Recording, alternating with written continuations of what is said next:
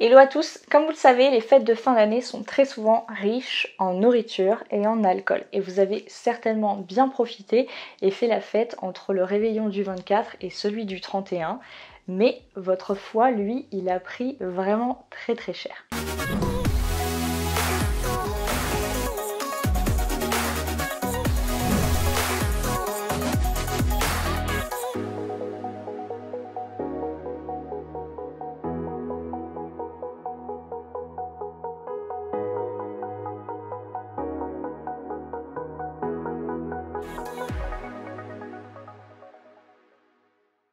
Alors aujourd'hui, je ne vais pas vous parler de maigrir après les fêtes, pas du tout. Je suis là pour que vous appreniez à prendre soin de votre propre santé.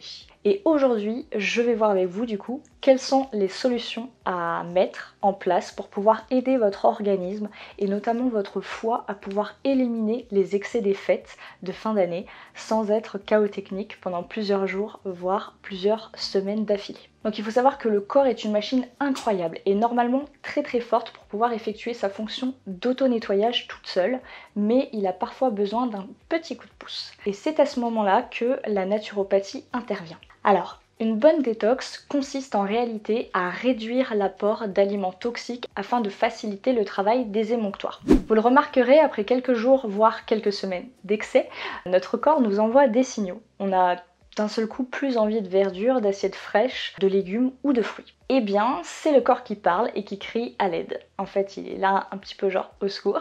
Et il faut savoir que lorsqu'il sature, le foie génère fatigue, maux de tête, sensation de lourdeur, problèmes de transit, nausées et mauvaise haleine. Essayez alors de ne pas consommer certains aliments après les fêtes afin de laisser à votre corps la possibilité de souffler un petit peu. Et c'est à ce moment-là qu'une diète allégée, éliminant certains types d'aliments et favorisant d'autres types d'aliments, est souvent largement suffisante pour pouvoir permettre à votre corps de récupérer de ses excès. Donc on lève le pied sur certains types d'aliments tels que les viandes, charcuteries, toutes les céréales raffinées. Dans la mesure du possible, évitez le blé et même le blé complet, les produits laitiers, l'alcool, le café, les desserts sucrés et le sucre en règle générale. Les féculents cuits aussi, personnellement, je les retire. Et consommez le plus de fruits possible et si possible en dehors des repas. Tous les fruits sont favorables, mais plus particulièrement les pommes, les oranges, le citron, le pamplemousse, la mangue, la papaye et l'ananas. Donc vérifiez à consommer des fruits bien mûrs et si possible bio. Vous pouvez aussi le soir pendant quelques jours laisser votre digestif au repos en optant plutôt pour des soupes, des potages maison et par la même occasion pensez à vous coucher un petit peu plus tôt, donc vers 20h, 21h serait le mieux. Si vraiment vous n'avez pas faim, ne forcez pas. Votre corps il a certainement besoin de concentrer plutôt son énergie dans le système de nettoyage interne plutôt que dans la digestion. Donc écoutez-le, laissez-le tranquille. Lui donner à manger ne fera que le fatiguer davantage parce que la digestion est ce qui consomme le plus d'énergie au sein de notre corps. Alors, attention avec cette alimentation hypotoxique. Les émonctoires libéreront de nombreux déchets dans le sang ainsi que dans les liquides organiques. Et ceux-ci devront rapidement être neutralisés, éliminés justement de l'organisme.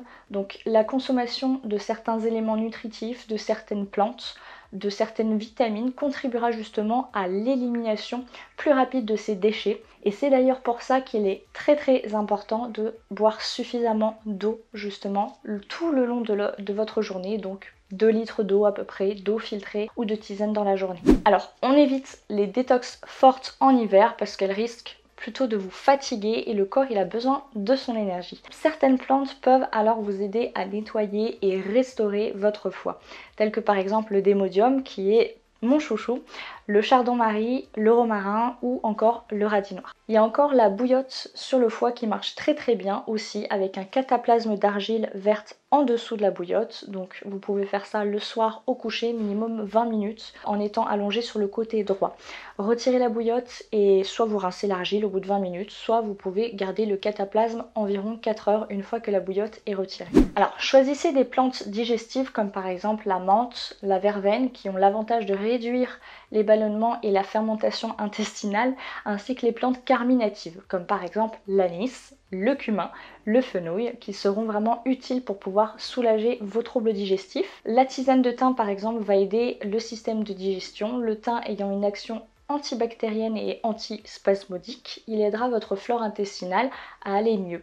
Et il aidera aussi votre duo foie-vésicule biliaire à mieux fonctionner, donc à détoxifier votre organisme. Alors, tisane oui, mais pas à longueur de journée non plus. En cette période hivernale, c'est vrai que vos reins ont besoin aussi de plus de repos.